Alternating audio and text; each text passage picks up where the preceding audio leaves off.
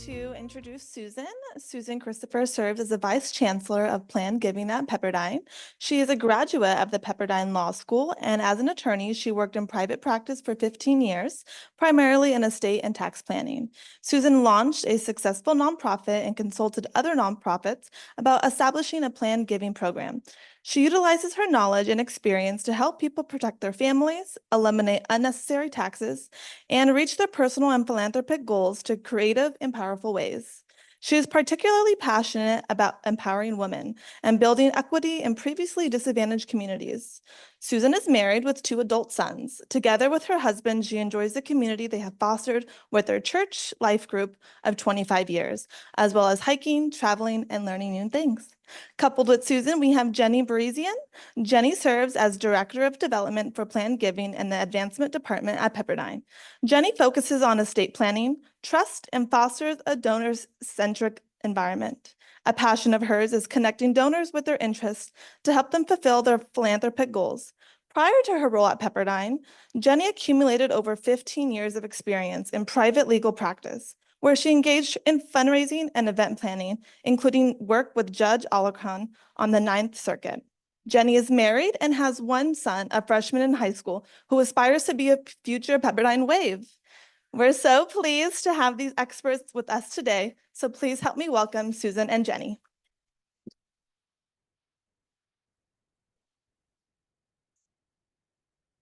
Hi, everybody. How are you? We bring the party. I know this is a little bit of a loaded topic for a lot of people today. So I just want to start by saying that we understand that thinking through planning your passing can be heavy, that many of you have experienced people in your own life who've passed away. And if you've had to navigate any of this, it can feel like a lot to have to think through. So if you bump into any of those landmines, please know we understand if you need to take a breath, if you need to get up and walk around a little bit, or if you want to, come at me after we talk, feel free. We're very aware that this can be a sensitive thing. So, but it's also really important. And I was just having a great conversation about some of the things that make it so important, but it's practical, it's financial. Believe it or not, estate planning is one of the new parts, like the cutting edge of building equity in previously underserved communities and communities who have previously not had wealth. Estate planning is, so there's a nonprofit called Betzedek, and they give free legal services, and they have actually built a brand new estate planning practice as part of their free legal services, and they're entering into communities that previously have never had wealth to pass to the next generation. And they're helping communities understand that you can actually protect the wealth that you've worked so hard to get, usually against so many obstacles, and you can make sure that you pass it to your children or to organizations that you care about, rather than it going back to the government that maybe didn't serve you well in the first place. Also, women need to get involved. There are so many studies now that women are actually making more money than we ever have had in the past. Women actually outshine in philanthropic giving their male counterparts by a significant measure. And unfortunately, even among some of us here, we sometimes don't talk about these things, even with our husbands or our families, and it's still difficult to talk about. So Jen Hatmaker, I don't know if any of you have ever heard of her. She's mostly a social media influencer now. She used to be a Christian author. And during COVID, her husband left her and she went dark for about a year. Or at least several months. And then as she started slowly coming back, all of her posts were about adulting as a woman. And it was, to me, one of the most powerful series of conversations that she was starting on the internet. And she said, if you don't have an estate plan and you don't know what it is, you need to get on it. If you don't know about life insurance, you need to get on it. And she just started talking about all these different things that so many women either have abdicated the responsibility over to their husband and assume it's all being taken care of, or they just don't have the tools. They've never been taught because maybe their family didn't have it. But women have power more than we've ever had. It's not perfect. We know this. But if you're equipping yourself and empowering yourself with all the knowledge that you need in order to protect yourself and protect your family, you're going to be farther ahead than ever before. So it's important for equity and it's important for empowering ourselves, right? So, and it can be an emotional conversation. Something like 70% of Americans now still to this day pass away without having done any of these documents. So raise your hand in here if you have an estate plan or any sort of pre-planning in place. Okay, so you guys are already you're beating the stats right now, so good job. But you're not alone if you haven't done it. And you're not alone if you don't know what to do. That's super common for so many reasons. So if you're willing, take a minute and talk to someone near you. Talk about whether or not you've done it. If you haven't done it, why you haven't done it. Talk about what excites you or freaks you out about this conversation. Just take a couple minutes and kind of get all of that out with someone near you. All right, great. So before I forget, we are going to have a nice question and answer time at the end. We will have plenty of time to answer questions. So as we start digging into the meat of this, feel free to write down your questions and we'll make sure that we get time at the end to go through all of that together. So let's start by going through the practical importance of having an estate plan done. So one big thing is to provide for your family. So depending on your situation, you may find it really important to make sure that your family has enough to continue living according to the standards they're accustomed to, right? For your spouse or a partner or for your kids. You definitely, with an estate plan, have the opportunity to transfer your assets much more quickly, and you can do it much more inexpensively. So if you end up in probate court, and I'm going to say this so many times, if you end up in probate court, it can take 6 to 18 months for you to get access to what you need.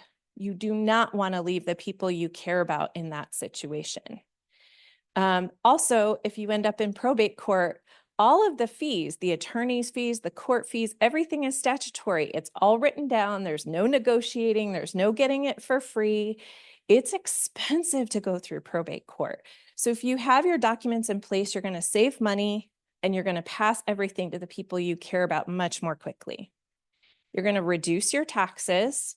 So if you end up in probate court, about a minimum of 40% of everything in your estate goes to the government off in taxes.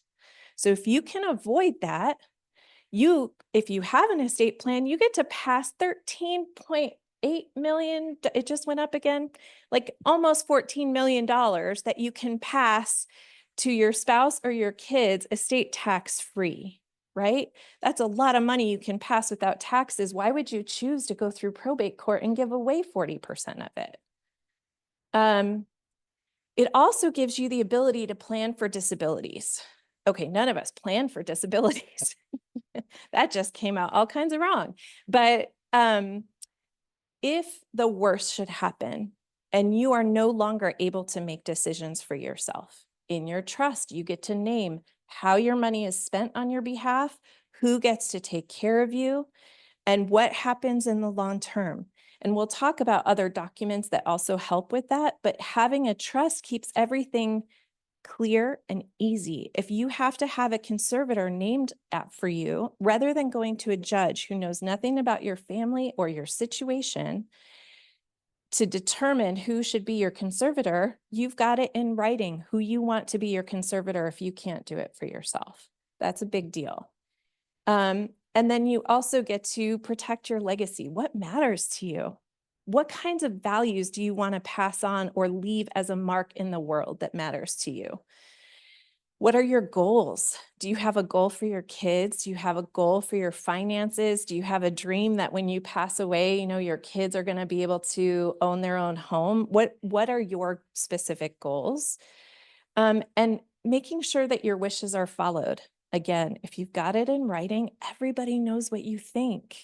So I actually got into estate planning because my father-in-law passed away suddenly. And I learned so much about the process and what a family goes through when they're on that side of things. And he didn't have any documents done. Now, he had done a fabulous job of taking care of his family. And luckily, between spouses, it's still complicated, but it's relatively easy, even if you don't have documents in place. But we were still trying to figure everything out. What kind of funeral does he want? You're sitting in a funeral home or a mortuary, and you're sitting across from someone whose best interest it is to sell you on a $5,000 urn. That's their job. And you know that you're actually just going to take the ashes and go take them to your favorite lake spot or whatever. In our case, it was a golf course. Don't tell anybody.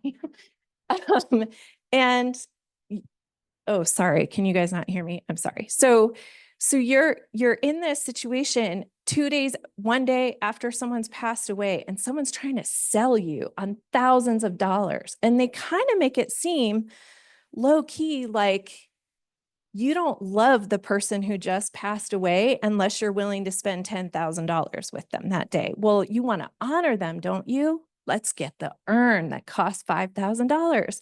But if you've talked to the people who you love and you know what they want, then when you say, actually, we'll just take the plastic box with the plastic bag, I promise it's okay, then it's a lot less emotionally loaded. And you have now done the most loving thing you could possibly do for whoever's making those arrangements for you, because they know what you wanted and they're not in emotional anguish trying to figure it out, right? So you get to protect your legacy, you get to achieve your goals, and you get to ensure that everybody knows what your wishes are. And then have all the hard conversations with everybody else and find out what they want too, right? So what is an estate plan? Again, a lot of you already know this, but I'm just going to kind of power through these documents because I think it's important that everybody knows and understands what a good, solid estate plan should look like. So the first document you need to get is a trust. If you own a home in California, now what I hear a lot is, my estate's so small, it doesn't matter. Here's the thing. The probate limit in California is $166,000. So if you own a home, even one that's mortgaged, you're already way over that is probate limit, right? You're going to have to take your estate through probate. So the first document you need, don't let people tell you you're fine with a will. If you own a home or have even a minimal sort of estate, you should be doing a trust, a revocable living trust. It can change. You can change it all you want. So you should do a trust. That's where you get to lay out your disability wishes. It's where you get to determine who takes care of your money after you pass away. Everything stays private with a trust. So instead of it going off to probate court and every single thing that you own getting listed out on public record and for all the world to see, if you have a trust, it never touches public eye. So all of that gets taken care of by your family or your friends or whoever you've named, and it stays private. And it determines, what happens after, if you have a married, if you have a partner, life partner, then, you get to decide what happens with your money when one of you passes, what happens when both of you pass. If you have minors, do you want to set up a trust at your passing for your kids so they don't get a, windfall of your life insurance and your house and everything when they're, 17 years, 18 years old, when they reach majority, they might get little bits of it at different stages of their life. So when you want them to have that ability. So a trust gives you all kinds of creative power with how you handle things for the future. And it keeps everything private, it keeps everything passing quickly. Then a will is what you create. It's a backup. So even though you're not going to probate court, your trust attorney should still be creating a will for you. It's also most of the time the document where your guardians are named. So if you have minor children, they're going to set that forth in your will, who you want your kids to go to. And then you're going to create a durable power of attorney. The durable power of attorney is what someone uses while you're living to handle the business of life for you. So a lot of times we see this with our parents. Many of us are right smack dab in the middle of the sandwich generation. So we're still taking care of, young adults, and we've got parents who are starting to need more help from us. So a durable power of attorney gives you the ability to go do someone's banking, to go to a post office box, to, call the investment banker and say, you know what, I don't know why they're into crypto, but let's get them out right now. So the power of attorney is a document that's powerful because it gives someone the ability. I mean, they could sell your house right out from under you. They could drain an account for you, but it's really important to have and just keep in your back pocket so that when you need it and you're not able to do the work that you need to do, when you can't get out of the house or you're stuck in the hospital, someone is able to go take care of that business on your behalf. Or if you have older family members, get them to get this done now before you have to prove mental capacity, before you are in crisis and they're in the hospital, and now you need to have an ombudsman there to make sure they're not being taken advantage of, and you're not having to have a doctor there to prove to the notary that they actually have the mental capacity to sign these documents. Get it all done now, because it will save so much heartache and stress later. And then the last document is a healthcare directive. This is a really important document. I mean, everybody should have this, even if you don't feel like you're ready for a trust and you don't have the time, at least get your healthcare directive done. This is where you name an agent. If you're not able to make medical decisions for yourself, your healthcare agent is able to make those decisions. It's also where you name your medical wishes. So it's sticky. It's hard to talk about. I'm not going to lie. It's one of those where every time I get to it with clients, I'm taking a deep breath and I'm saying, I'm sorry for how direct I'm being right now. I'm not taking this lightly, but we need to have these conversations. And so one of the questions is, if you're in a permanent vegetative state, do you want to be kept alive on life support indefinitely? So do you want all the tubes? Do you want to live indefinitely on machines? Or are you giving your agent permission, and I would even say encouragement, to go ahead and feel released to remove that assistance?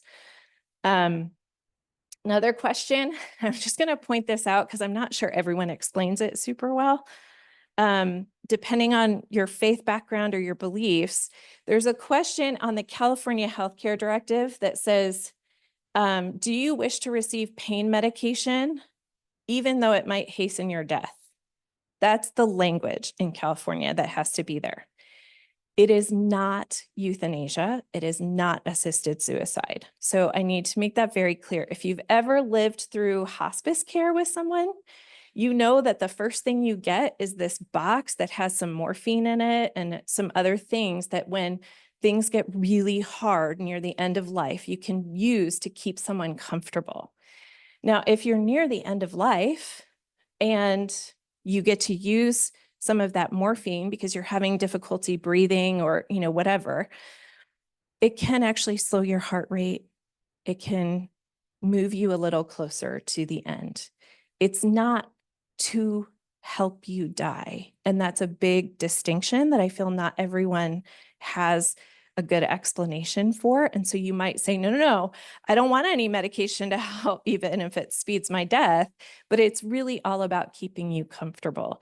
So I'm sorry, I know that's a difficult thing to talk about right here, but I feel like it's one of those important things for us to understand. Everybody take a deep breath. Okay, so those are really the main documents I think we need to think through. And now I'm going to pass it to Jenny, and she is going to talk about things that we can keep in mind as we're creating all these documents.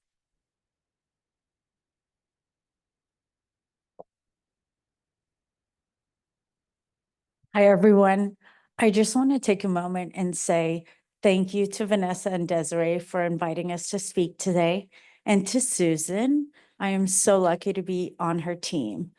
Before I proceed, I wanted to share that last month I attended my first workshop here and had the privilege of hearing Dr. Dial speak about mental health. And I walked away and I still think about what she talked about and how much it resonated with me.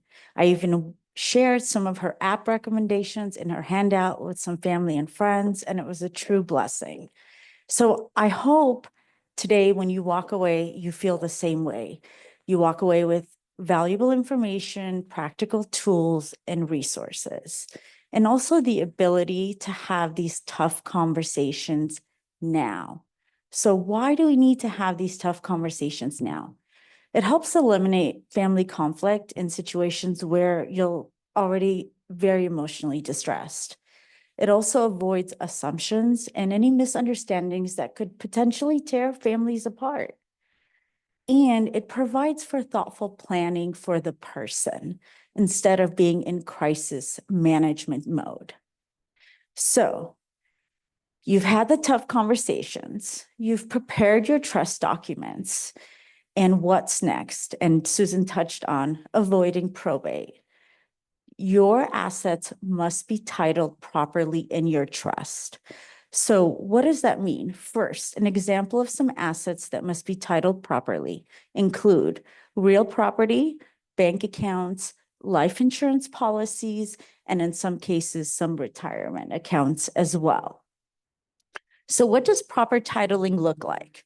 The title needs to be in the name of your trust. A best example would be John Smith and Jane Smith, trustees of the Smith Family Trust, dated January 1st, 2024.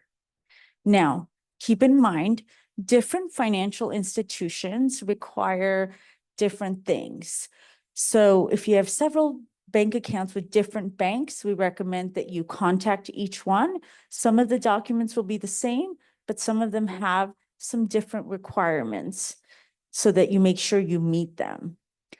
If this is not done, and some pitfalls that we've seen is when accounts are left in individual names, properties are missed, maybe they're out of state, and you forgot to include them, those go into probate, and that cost legal fees. Only the attorneys win in those cases, and you have a potential loss of tax savings, and it takes your heirs that much longer to receive the benefit of what you've left them. Can I jump in there for a second? Yes, absolutely. So in California, there's a process called a Hegstad petition, which is more than you need to know. But if you have a trust in place and you haven't put your stuff into the trust, then you have to go to probate court. You have to pay an attorney. You have to go to probate court with your trust and a list of every asset that you have. And the judge has to determine if they think it was actually meant to be part of the trust. Now, in theory, it should be a relatively simple process. But again, like there's not all of us, many of us sign up with investment accounts or bank accounts that are actually out of state banks because nothing is like in person anymore, right? So you can have accounts out of state and not even realize it. So now you've got a California Hegstad petition and you're all excited and you go to this bank and you're like, well, I've got the judge's order saying this is part of the estate. Yeah, sorry, our bank's in New York. You're going to have to go to probate in New York to get that petition done. We had someone who did that. I mean, there were reasons why it happened because it was close. She was nearing the end of her life when she was making a lot of decisions. But the reality is like, then thousands and thousands and thousands of dollars and months and months and months of work start happening if it's not in the trust. So if you need help or you have questions, reach out to professionals and find out how to do it. Sorry. No, thank you very much. And so definitely make sure some other things that we see when it's not properly titled or there's a mistake in the title, having documents across the board be consistent is key when you're titling the documents. So I can't stress that enough. It should not change your account numbers or anything like that. It should not, when you go to put your property into your trust, it should not be a step up. You should So you never get reassessed if you do Yes. that. If you do, you fight it right away. You contact us if you need to. So that's really important in case that is a concern. It would not be a discussion if we didn't talk about social media. And I know this might be strange to talk about it here, but we live in a digital world and we want to make sure that we want our privacy preserved. So some options with social media: if we do nothing, the accounts stay open. In platforms like Facebook and Instagram, they have something what's called memorialized. And what that means is they put the person who's passed the word remembering in front of their name. And what that does is it preserves the contents that is on their social media platform, but it does not allow for any changes. In the handout that we've provided, there's an article that you can go to that lists all of the social platforms and their requirements and links to them. It's something to think about and to discuss, and we definitely encourage that you make it part of your estate planning. If you can opt to close your social media accounts. I would recommend, I have family who share a lot of photos on Facebook, for example. I would recommend that you download and save these photos regardless of what you want to do with the accounts so that you don't miss out on any precious memories that you can no longer obtain. Lastly, there's something what's called a one-pager. Yes. So we recommend you create a one-pager that has the location of where your key documents can be found. It has a list of your passwords, email, phone, bank accounts. Now you want to keep this in a safe place, obviously a safe deposit box, a locked door, a locked cabinet, but you want to let the person who's the executor of your estate know where this information can be found. So just to kind of reiterate, you have created your trust, put it into titled it properly. What about those discussions, those really tough discussions to have with your family members? I know this one is really sensitive, but we would definitely recommend letting them know now what your wishes are. So you should include your spouse, your adult children, any other family, close friends that you want to be a part of that. And sometimes even your professional advisors, like your attorney or your financial planner, or both in some cases. So, and then Pretty good. I will say, so,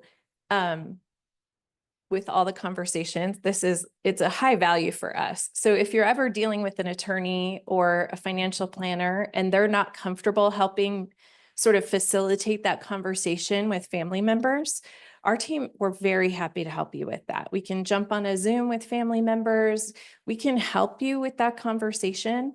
So when I was at law school at Pepperdine, my wills and trust professor, which I never planned on studying wills and trusts, I'm practicing it. So it's really hilarious, but it has always stuck with me.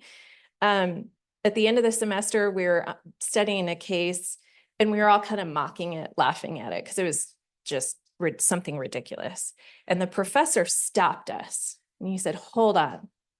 I want you to look back at every case we've studied so far." He's like, "What do you see?" And every wills and trust case is built by family member fighting family member.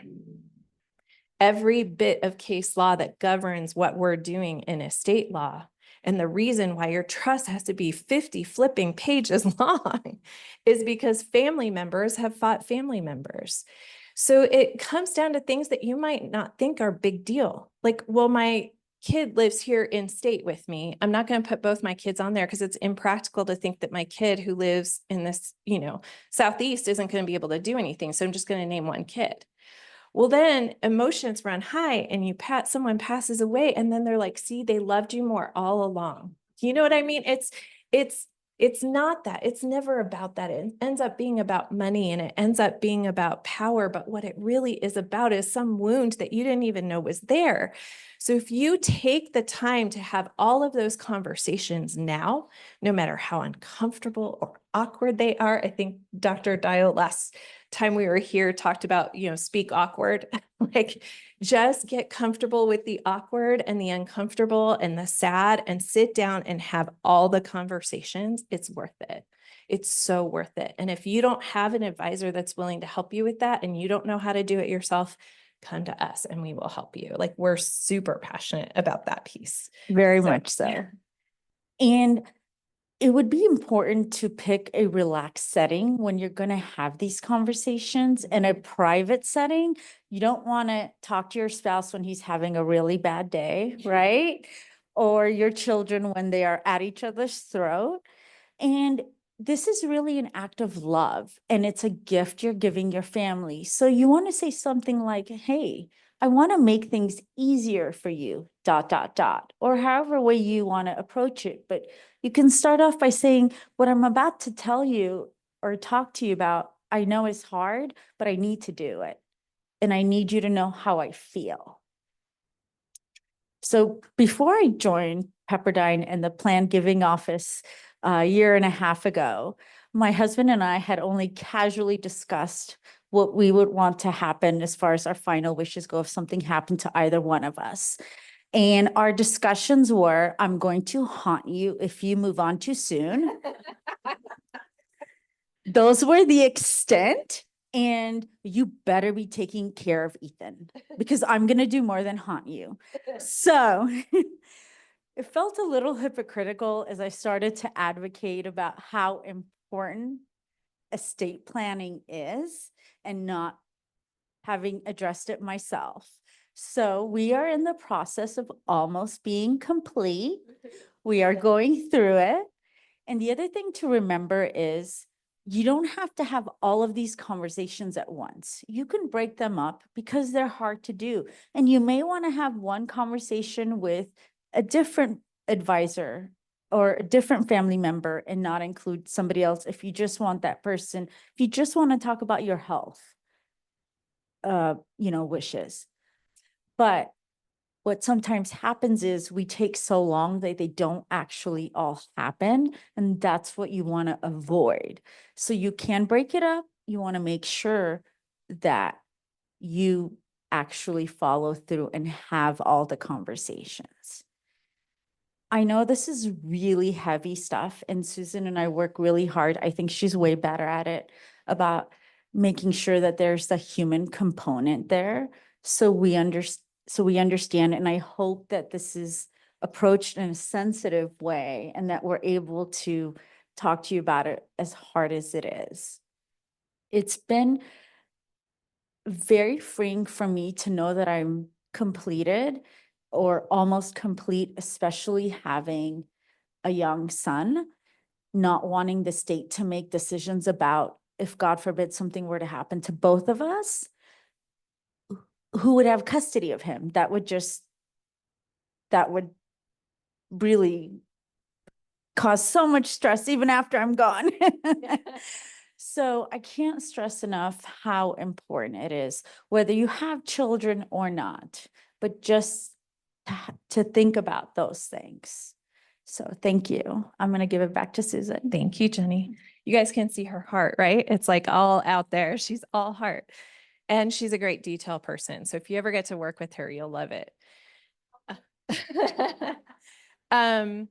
Real quick on the one pager, I did just want to add, so financial planners, I never used to recommend that people get a financial planner. I now highly recommend it, and I'll tell you primarily why. Because they know all the stuff. They know where everything is. That's their job. They spend all their time trying to look at the lay of the land and get it, make sure you're in your best position. But what it also does is give you someone who knows all your insurance policies, where all your money is, where all your accounts are. Oftentimes they have even passwords to be able to navigate that with you. And they'll know how to navigate all those forms. Good grief.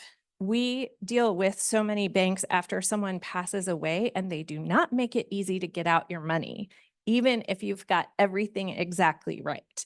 And so having someone who's got your back on that is really important. And so including information for your financial planner, you already mentioned that. I will also say include your HR information. So I think it'd be a little easier for my husband, Matt, to figure out, who to go to at Pepperdine, because it has, it's easier.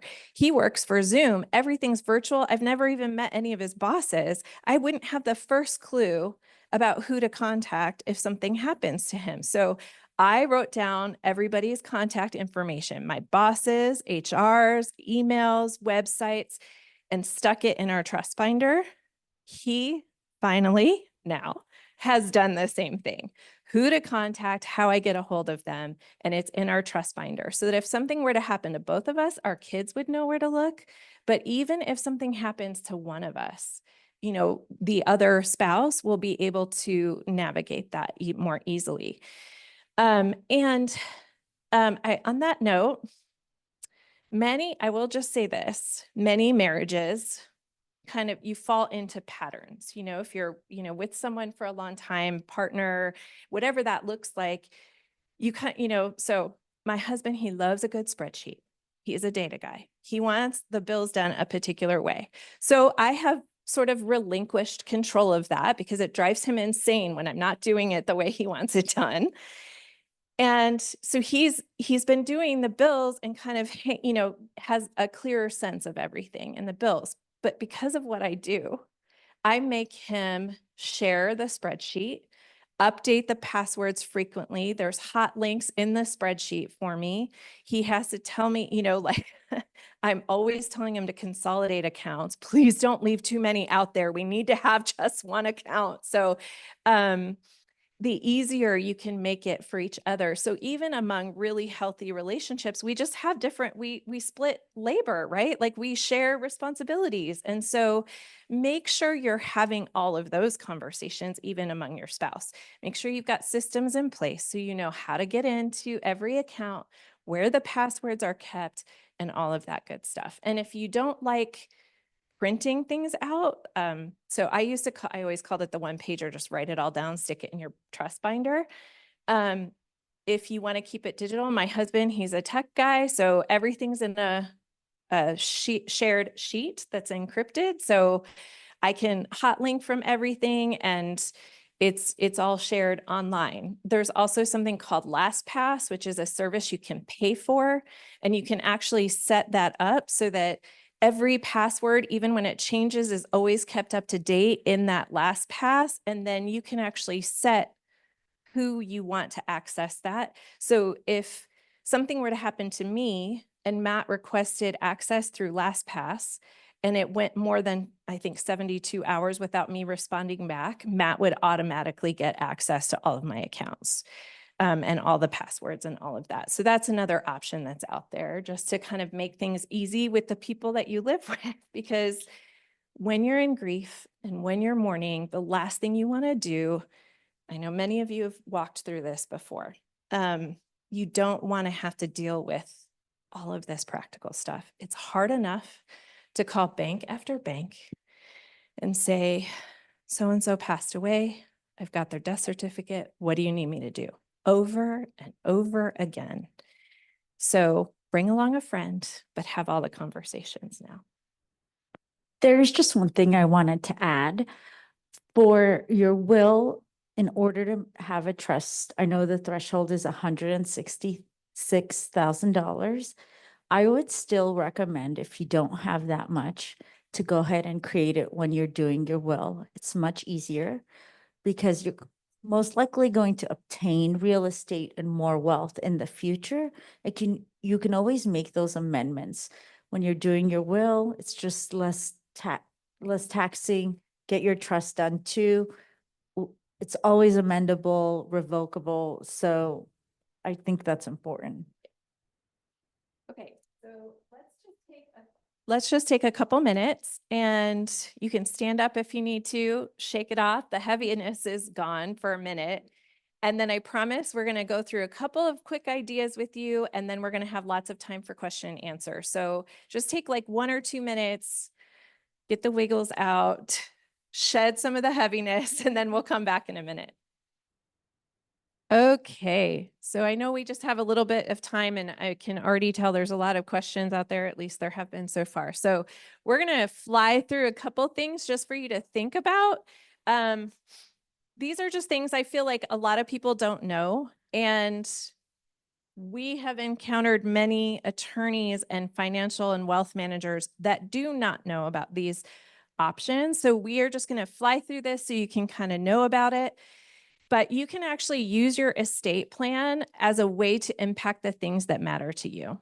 So that's what we call plan giving, right? It's in the future. So I don't have a lot of cash to give out to organizations right now, but you can actually make pretty significant impact from your estate plan.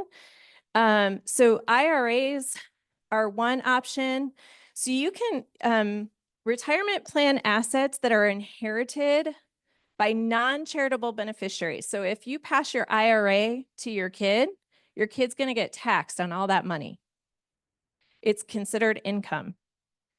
Instead, what you can do is have your beneficiary on your IRA account go to your favorite charities. And instead, you could do, let's say, a life insurance policy or another asset that's not going to be taxed flow to your kids. So you get creative and ask questions. And if you bump into a financial planner or wealth manager that doesn't know these answers, then ask them more questions or find someone new or come back to us, because how you pass assets in your estate plan, even with the giant estate planning exemption that exists in the federal tax code right now, you can still you can do it much more effectively. The other thing is when you are 70 and a half, because it's the IRS, it's never a clear number, right? It's 70 and a half. At 70 and a half, you can start taking money up to 100,000. Well, it's a little more than 100,000 now that you can give straight from your IRAs to a qualified charitable organization. And then you don't have to recognize the income. So not all of us are in that place where we don't need that money that we've saved for our retirement, right? So I'm not saying that makes sense for everybody, but if you're in a situation, which we tend to hear a lot of people who don't really need that income that you're required to start taking out at 73, you can actually have it go straight from your IRA to a charity, and then you don't get any of that income tax on that money.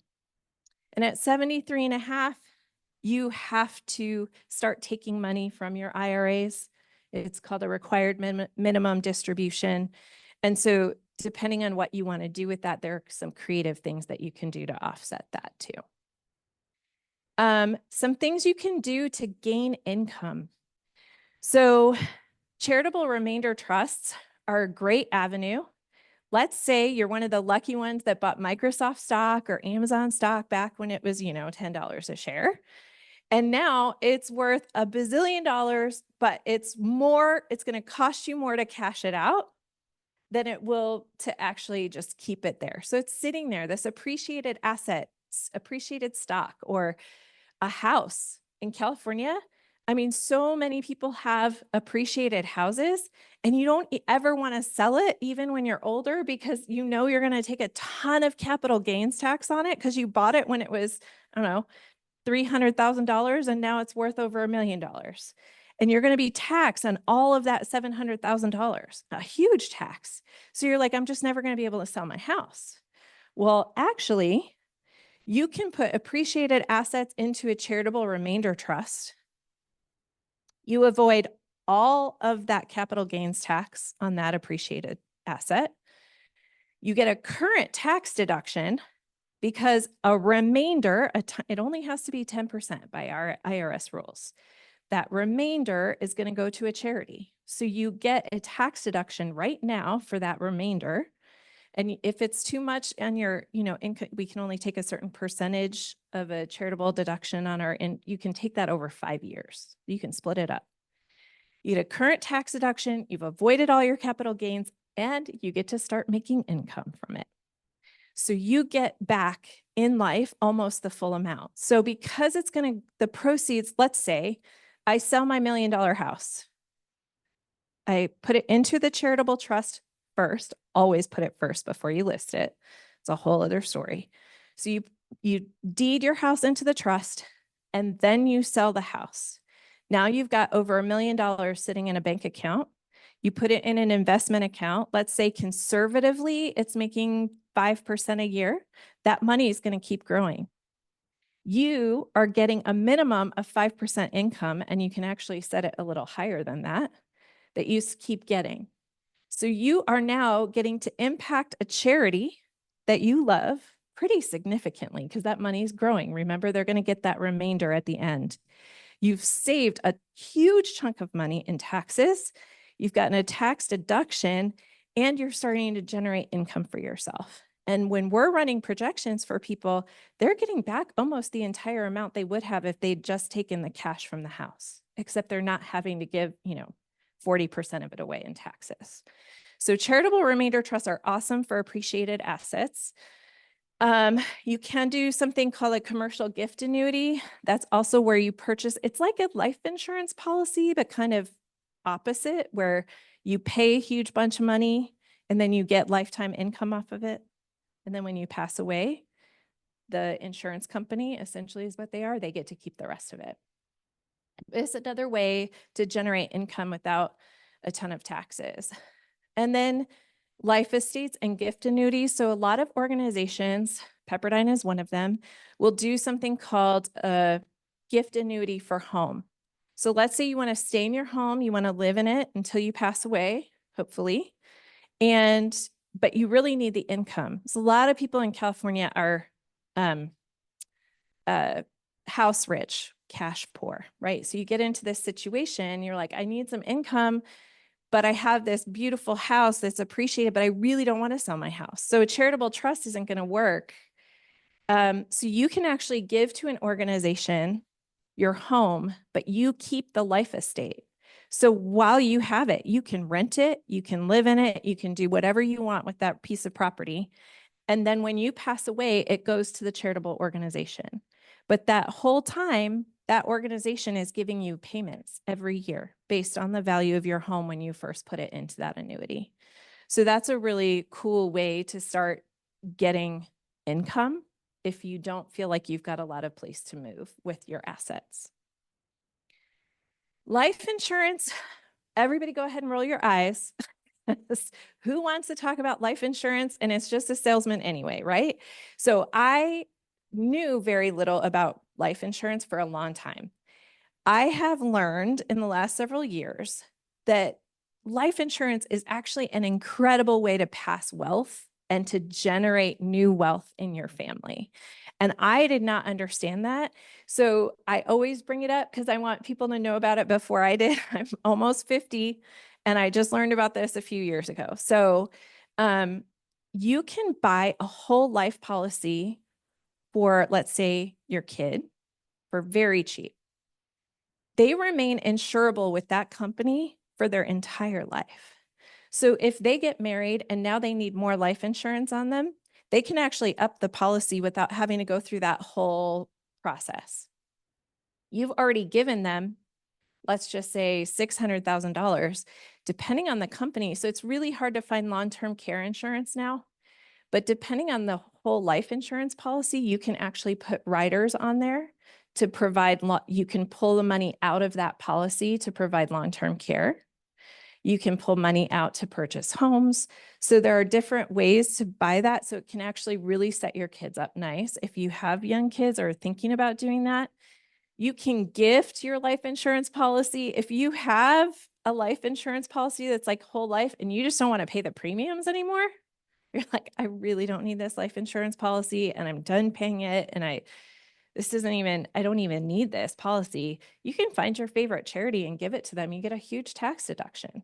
Or if you want to keep paying the premiums, but let the charity own the life insurance policy, every premium you pay after that is tax deductible too. And then when you pass away, that your favorite charity is going to get the proceeds of that policy. So life insurance is something that even though when our financial planners or wealth managers come at us with like, go buy some life insurance and you just want to roll your eyes and, you know that they're getting a commission because they're, letting you purchase insurance through them. It's all true, but it's also an incredible wealth builder and generational builder. So it's something to at least consider because I didn't know it. And I think we have reached the end. So now we can ask all the questions. I actually have one more thing to add. For the life estate, it can be for more than one person. So married, you can, when one person passes, the life estate continues to their spouse. And then when their spouse passes, then the house goes to the charity. So I think that's an important thing just to think about. Lorelei. I have a question about the charitable remainder trust. As an example, you said it takes 700,000 if you bought the house for 300 and you sell it for $1 million and you put it in something that earns 5%. Doesn't the charity get that money? No, because you start getting income payments every year from that moment on. And because you're writing the charitable trust, you can set it at 5%, you can set it at 6%. We've even gone as high as 7%. It's just, you have to run the projection. Like when you're running it, it'll let you know if you can't go a certain too high, because there has to be at least 10% left for the charity. So in theory, when you're creating it so that only 10% is left for the charity and the rest of it is for you, and you start getting payments. It calculates your life expectancy and you start getting payments. So if you put, I don't know, $1 million home in there, and it sells for $1 million, that $1 million is what goes into the investment account. And that immediately is making money, but that $1 million is there. You're immediately, as soon as it sells, you're making lifetime payment. You get lifetime income off of that. And then after I die, it would go to the charity, not my Yes. kids. Correct. But you can write a charitable trust so that your kids get that income after you. So we've had it where someone had like it was like an apartment building, right? Like it was a hugely valuable piece of property. And their kids were also concerned about their income, which happens. And so we just wrote it so that not only would the current owners get that lifetime payment, but their kids would get it for, it's called a term of years. So for 20 years, their kids would get that payment. And then by that time, they'd gotten actually more than the initial sale value of the property back, and the charity still gets their 10%. Usually it's, to be honest, it ends up being more than 10% often, depending on how the stock is done. So, Okay, thanks. So I would hire somebody to do that for me. oh yeah. Don't go on Rocket Lawyer for that, please. Can help you. Thank you so much. This is really important to all of us. I mean, I can't express enough how this whole topic is really important. So my question is back to the question that was just asked regarding the kids. So if the kids get also the income after one of the parents or the parents pass away, so do they also get to stay to use the house until after they themselves passed away, and then the house goes to the charity, or what happens during that time? I think it's so for a trust, it can only be up to 20 years. For a gift annuity, it's going to depend on the organization. So I can say, and different types of organizations will do this. So there are, organizations that this is their business, and then there are charity organizations that do this to help people and also still benefit the charity. So it kind of depends on where you're at for the annuity. So yeah, I'll leave it at that. Yes.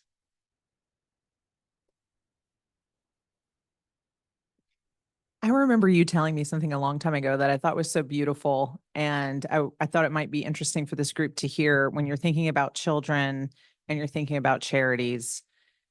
Let's say you were a family that had an adult child with special needs. How can giving to a charity help you if you pass away and your child is still living and you give everything to your child and also a portion to a charity? Can you speak on that? Yeah, so special needs trusts are really, really valuable and important. So you can actually, when you're creating documents, create something that's called a special needs trust, and you set someone in place who's going to manage that money and take care of it and make sure that they can care financially for a child or a family member who you know is unable to care for themselves.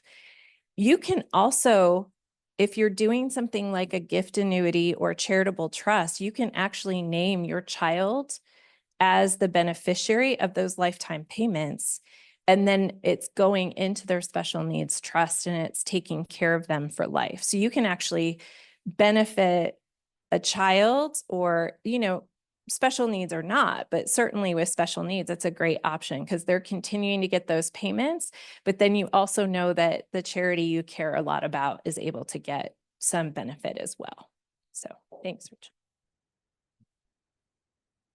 Hello. Hi. We caught the tail end, but it's been a really good ride. Thank you. I'm Loretta Randall, and this is my friend Violet. I'm gonna shift it just a minute, and I'm going to say to people, do not attempt this at home. I tried to do my own, and it's taken 3 years, and I finally gave up the ghost and sought out some professional help. And this is like opening up the Red Sea for me. So thank you. Second, just a sidebar. I attended a Zoom seminar on living trust. No, it was on a whole nother subject. And the doctor who was presenting the information talked about creating an ethical will.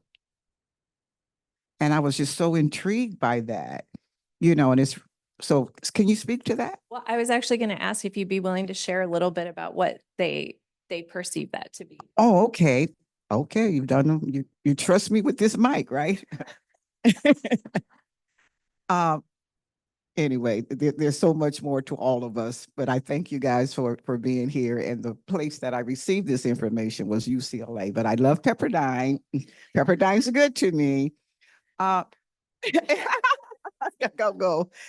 They talked about leaving moral and character legacy, how they are to live their lives, how they are to conduct themselves, principles and values and character and how to treat people and, how to live your life as a light in the world. And that's kind of like a broad scope. And I was so intrigued by that I wrote up a one pager. So when you talked about the one pager, I thought it would be on the ethical wheel, but the one pager is good too. So, but where would that fit? So thank you so much for sharing that with us. I think that's just a lovely point. So it's not part of one of our actual documents, but I think the concept of, and Jenny can speak to this too, of writing letters to the people that you care about or an ethical sort of a mission statement for your family is just an absolutely beautiful idea. So I will say, I'll put it in the category of have the conversations now too, because you need to, like, that's the kind of thing you want ingrained in them, right? But also leaving that so that they can have that to look back on and go, my mother, my grandmother, my friend, this is how she lived her life. And this is how I want to live my life too. It's such a gift. And we actually have someone that we work with whose assistants have been, and like since his wife died, have been just like an integral part of his life. And he's like, they are family members to him. And so he actually wrote and continues to add to it, like a beautiful little like history of each of those assistants and who they were and why they mattered in his life and how they ministered to him at different times of his life. So you can get super creative with that. And it's such a gift. Like to Jenny's point, it humanizes all of it, right? Because if you're looking at all these paperwork and you're just trying to get through one more call and get this taken care of so you can check the box, and then you come across this beautiful gift. I mean, I want yours. So yeah, that's a great idea. It's not technically an estate planning document, but it's a really lovely idea. Hi, thank you so much. I've been learning so much. I'm currently 27, just starting my career, so I don't have any assets except my cat, Desi. But I guess I just wanted to know what is something that I can start thinking about to begin my planning for the future. So I recommend everybody over the age of 18 to have a healthcare directive. That is first and foremost. And like I touched on earlier, I don't think it's too early to prepare your trust. You're going to be gaining more wealth and property in the future. And you can also include arrangements for your pets. So. Also, I would say a durable power of attorney. So one thing, to your point, that is finally, I think people are starting to understand. I fully own and admit, even though I was already in practice, I did not do this for my kids. When they go off to college, you can't do anything for them. If they go into the hospital, you can't make decisions for them. You can't even really call the school and let them know or make any arrangements with the school or get them out of their dorm or anything like that. So when your kids go off to college is a great time to make sure they get a durable power of attorney and a healthcare directive, and name an agent that they trust that they can handle. So in a lot of times at that age, it's parents. But yeah, to Jenny's point, it's never too early to get those two at least. Preferably mom. Can you tell? April, did I? Oh. So I have personal experience with all of this. I want to say thanks to Susan because I was able to make contact with her on just how to do it all. My grandmother was 95 years old and passed as a result of COVID. I know beyond a shadow of a doubt, she would have lived to probably 110. She was kicking all the way. But because my father had also previously passed, everything fell on me unexpectedly. So I'm so thankful that you all are offering this, but a few things to everyone here and to everyone you know. Please have the conversation. Please have the conversation. It matters so much for people to know what the individual wanted and no one feeling like, oh, you're just assuming, as hard as it may be. I would go as far as if you can make a video recording of what you want or what you think or what you want in place, because there will be those times, well, no, she told me this as well. And you're like, oh, Lord, help us. But I just think it's important. Another thing a friend of mine did, we're in that generation where that sandwich, it's so real. She did everything with her parents. She had multiple siblings. So whatever her parents told her, she wrote it down, recorded it, and then she emailed it to me. So that way, if something did happen to her, someone else knew. And all of her family knew me as well. But it's just a way to have a backup of a backup because you just never know. And because I've lived through it, I'm begging you all, please have it written, make it known, have the conversations and get things in order and get things updated. My grandmother had everything laid out, all the trust, everything. But then she had so many accounts that nobody knew about. So here we are 5 years later, and I'm still doing it all and writing letters and getting documents together and ordering more death certificates. And it's a lot. It's a lot. I think best practice is 3 to 5 years. I would go as far as to say, do it after the new year. Doesn't hurt. Yeah, thank you. Yeah, every 3 to 5 years is good practice. Thanks, April. And I'm so sorry that you've had to learn it. I think I was talking to someone else too. It's like, if you've been on the other side of it and felt the pain and the time of that, you don't want to be there again.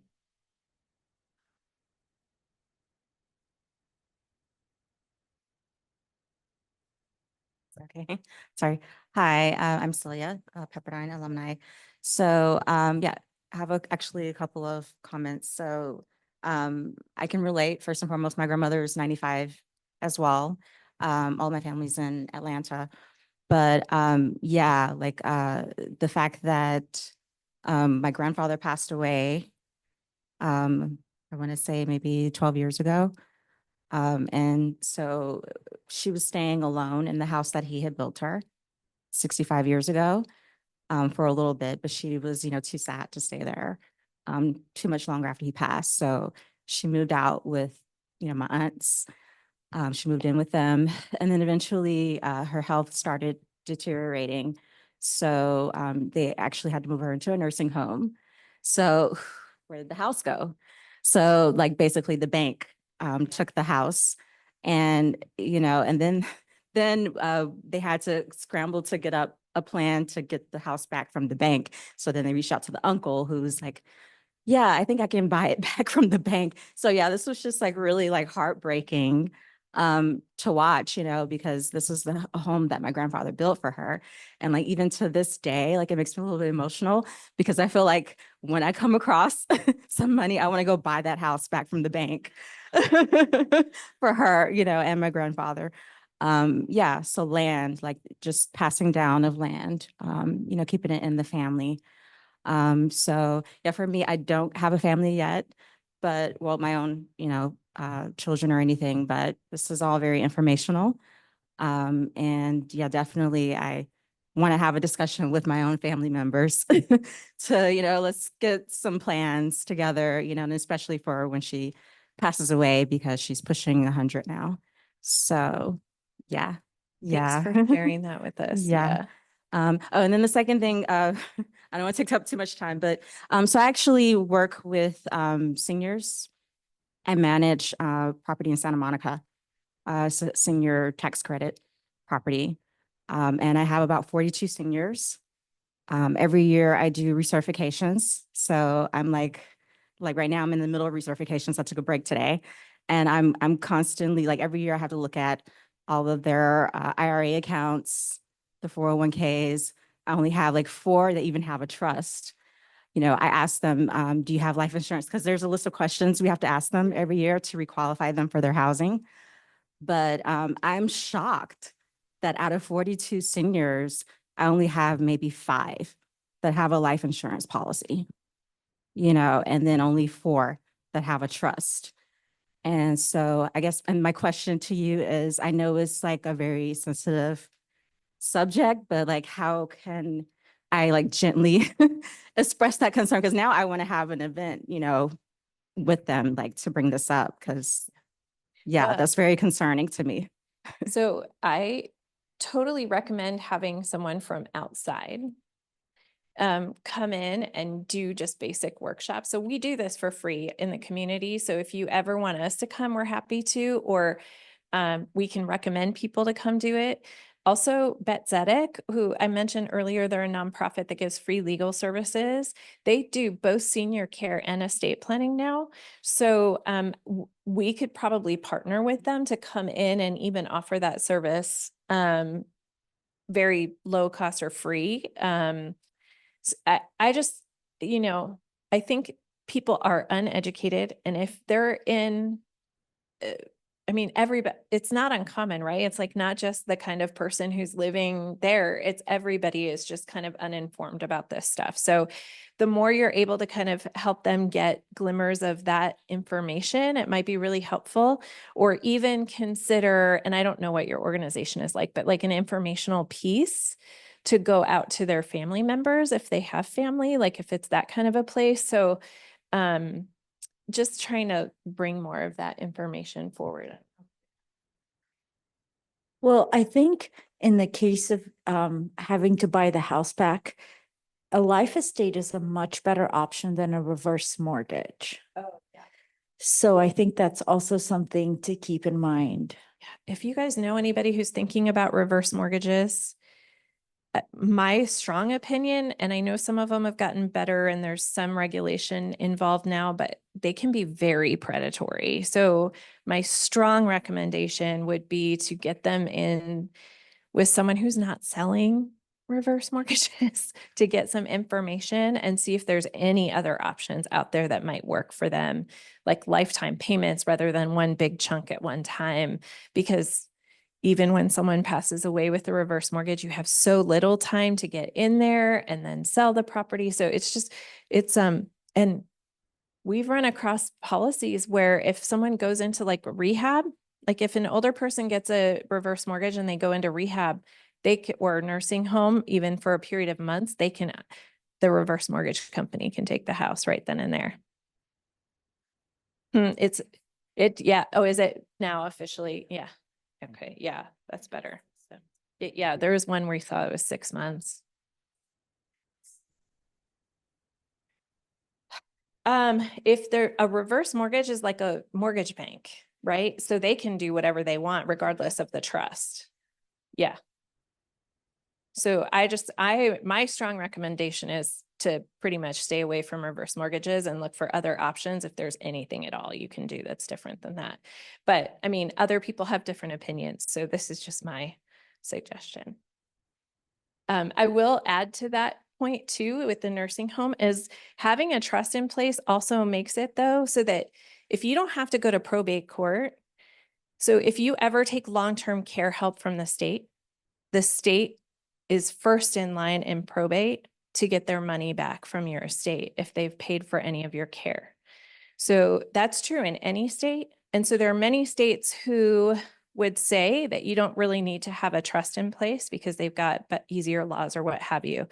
So just keep that in mind. If you've got family members in other states who they've got a will, but they don't think they need to have a trust, tell them to get a trust. Because if you've got a trust, your estate never touches probate. So the state can't come in and take all your money at your passing to make up for because, if you're getting long-term care, you can keep your house during that time. Like there's homestead laws, right? So some of that they can't take away. They'll make you spend down every other penny, but they can't take that away. So then when it goes to probate court and your house is going to go to a family member, they'll just come in and take the house as repayment. So get a trust, tell them to get a trust so that they can't take your house. Sorry, I think Terry has a. Sorry, I'm next. I've got the microphone. Thank you. I think you can tell by all the questions that this has been a really terrific session for everyone in the audience. And I really appreciate it. On those reverse mortgages, as you pointed out, there's other ways to make income. And also I'm a financial planner with a focus on investment management for women. So I was happy to hear that you sort of switched your view on like all financial planners are bad. Some are bad and some at a minimum, make sure they have a certified financial planner designation. It's very important. It's the gold standard. But yeah, this has been a terrific session. And I think we've all learned a lot. And from a personal standpoint, something that I was thinking of when we were talking about these health directives, I'm very sentimental. I have 2 brothers. They're not sentimental. My mother has named the 3 of us for her health directive. One of my brothers is an attorney. He's like, Mom, this is a terrible idea. That should only be one of us that decides this. And, I'm already anticipating it's going to be like very hard for 3 of us to come to whatever agreement we need to if my father's gone. So I guess I just wanted to know what your view is on having multiple people making decisions about Mom. Thank you. I do think this is pretty individual. Do you want to go first and share your thoughts and then I'll share mine? So I would do 1, 2, 3, and I would word it so that if the first person is not able to do it, then it goes to the second and then the third. So I would opt to be the first person. I see a theme. So it's interesting, and I do think this is very individual to the family and to the personalities. I will say my recommendation, if siblings get along really well and really understand where the parents were coming from, my recommendation is, and not everybody agrees with this, so I will start by saying this, is to have both. So let's say it's me and my brother, we're both named, but only one of us is required to act, because when you're dealing, as you've seen, like there's so much work involved. So rather than only one person really being able to sign for anything or do the work, both of us can kind of tag team. Okay, I'm going to call this bank, you deal with this person, I'm going to get this, you get that, and you can tag team, and it makes it so much easier from a practical standpoint. However, if like in your case, you know, there's like two personalities in one, and you know there's going to be conflict from the outset, I would strongly recommend doing what she said, which is just naming in an order. Thank you so much. I just wanted to share something I've learned from my dear colleagues in working with a donor recently. That particular person had one goal, which was income right now. So he needed a monthly source of revenue and had played with the idea of reverse mortgage. And there are two things I've learned. Well, one, what you already shared about a reverse mortgage and the negative side effects it can have. But number two, which actually came as a surprise to me, that a nonprofit is not a nonprofit in the sense of we think so much about the causes they represent, and that obviously is very, very important. But they also have very different conditions. So that particular individual we worked with was actually a proud alumnus of one of the most prominent East Coast Ivy League universities, but came to find out that the conditions they offered for a charitable remainder trust were a lot worse, especially because they put a time cap on the years of revenue he would have than what Pepperdine had to offer. And I know Susan and Jenny are just too modest and humble to say it out loud, probably because they don't want to come across as self-serving or anything of that nature, which is what I really appreciate about them. But I think it's important that you think about two things in this context. Number one, the cause, but equally important, what are the conditions the nonprofit is offering? And also that gentleman told me that he was in touch, I think, with 5, 6 different universities. He knew he wanted to do something for a university. And he said, hands down, Pepperdine was the most responsive, the most willing to offer complimentary advice, and the fastest, just responsive on the spot. And kudos to your team. We did not plant her in the audience. I swear. I'm sorry. Thank you so much. I have two questions for you. One is we talked about out-of-state assets, but what about out-of-country asset? Is there something you can do about that?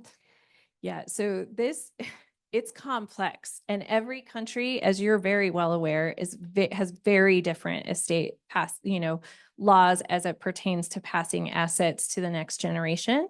Some countries allow you to do it. Some countries allow you to do it under certain circumstances. Some countries don't allow you to do it at all. Like your ownership interest ends at that moment. So you really need, I strongly recommend that you engage with an attorney in that country where that asset is held. So what I have done here is mentioned an international asset. So if someone owned a second property in Spain, I mentioned it in the trust so that we understood that they intended it to pass this way and it was intended to be part. That's great as far as the US is concerned, but it would mean absolutely nothing as far as Spain law, right? So I then said, here, take this copy of your US trust and take it. And they're still domiciled here in the United States. So in some regard, it would US law governs their estate, but it doesn't govern property that's owned in another country. Those countries' laws govern that. So you really need to engage an expert in whatever country that is. So. Thank you. And my second question was about the cost of creating a trust and also making changes to a trust. Yeah, so we were talking about this earlier. So there's a wide range. I would say the LA average is somewhere between $2,500 and $5,000 per estate plan. On the handout we have for you, which before I forget to say it, we're going to have a booklet that's a estate planning workbook that kind of helps you think through all the questions. We've got a booklet that's, how to think through having those conversations if you've got some anxiety around having those hard conversations with people. And then Jenny created this amazing handout. It has on there a website where you can actually create all of your estate planning documents. It's called Giving Docs. Thank you. I was drawing a blank. Giving Docs. If your estate plan is super, super simple, sorry. Okay. So we have, you can create that for free if you have a super simple process. I would say if you've got a very complex estate plan or you're very high wealth, you should expect it to be between $5,000 and $10,000 to get an estate plan done. If you've got a relatively simple one, most LA attorneys are going to charge you somewhere between $25,000 and $5,000. It's expensive, right? When I was in private practice, not working for Pepperdine, I took half of the average. So I only charged like $1,200 for a family because I was really passionate about making sure that people got it done. And I had a sliding scale even from there, depending on your situation. I will say at Pepperdine, if you want to reach out to us, we have a list of trusted estate planning attorneys with a range of sort of what you're looking for. We can recommend people. We can also help you create those documents, and you'll have the link for the free creation of the documents. So we're super passionate about making sure you get it done. And if we create an estate plan for you, we would ask that you would just consider making some kind of donation to Pepperdine, because that's what we're paid to do, but we don't force any kind of gift or anything in particular. We just want to make sure you feel well served, and that you have the resources that you need so we can work things out with you and help you determine what's the best way forward. So. Oh. Okay. Yeah, I know. So I was going to say, so if you asked me, I would say for an amendment, I would charge you $100. If it at Pepperdine, we would do an estate planning review absolutely for free. We'd look through everything with you, help you determine if changes need to be made. And again, we would say, let's determine if we can do this for you or if we can give you a referral. And again, there's a range of costs. You're not wrong that many attorneys charge $1,000 just to do an update. And I find it personally ridiculous because it's a very form-driven practice. We all are doing the same work essentially until it's very, very complex. We're doing the same work. So.